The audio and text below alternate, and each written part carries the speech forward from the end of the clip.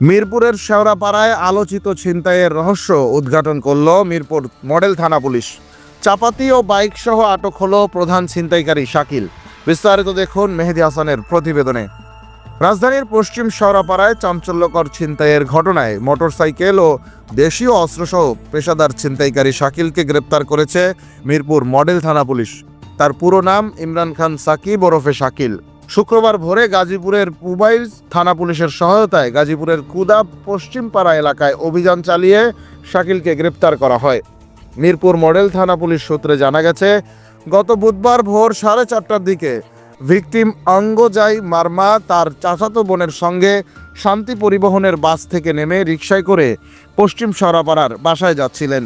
তাদের বহনকারী রিকশাটি মান্নান সরণির কাছে পৌঁছলে ইমরান খান সাকিব ও তার দুই সহযোগী ছিনতাইকারী মিলে মোটরসাইকেলে করে এসে ধারালো চাপাতি হাতে ভিকটিম ও তার চাচাতো বোনকে ভয় দেখায়।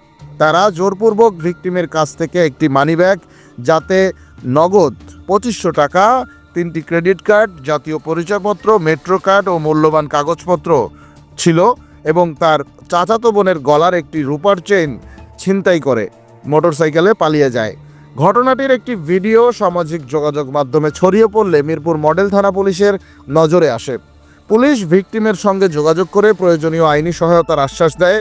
অঙ্গজাই মারমার অভিযোগের ভিত্তিতে 17 এপ্রিল 2025 তারিখ মিরপুর মডেল থানায় একটি মামলা রুজু করা হয়। থানা সূত্র জানায়, মামলাটি তদন্তকালে ঘটনাস্থলের সিসিটিভি ফুটেজ বিশ্লেষণ ও প্রযুক্তির সহায়তায় ছিনতাইকারীদের শনাক্ত করা হয়। শুক্রবার সকালে গাজীপুরের পুবাইল থানার কুদাব পশ্চিমপাড়া এলাকায় অভিযান চালিয়ে ইমরান খান সাকিব ওরফে শাকিলকে গ্রেপ্তার করা হয়।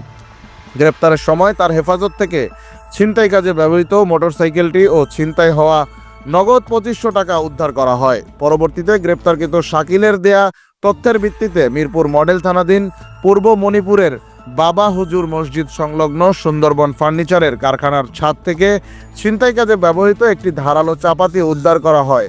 থানা সূত্র আরও জানায়, গ্রেপ্তারকৃত শাকিল একজন পেশাদার ছিনতাইকারী। রেকর্ডপত্র পর্যালোচনায় জানা যায়, তার বিরুদ্ধে মিরপুর মডেল থানাসহ ডিএমপির বিভিন্ন থানায় একাধিক ছিনতাই, চুরি ও মাদক সংক্রান্ত মামলা রয়েছে। গ্রেপ্তারকৃত শাকিলের বিরুদ্ধে আইনানুগ ব্যবস্থা গ্রহণ করা হয়েছে।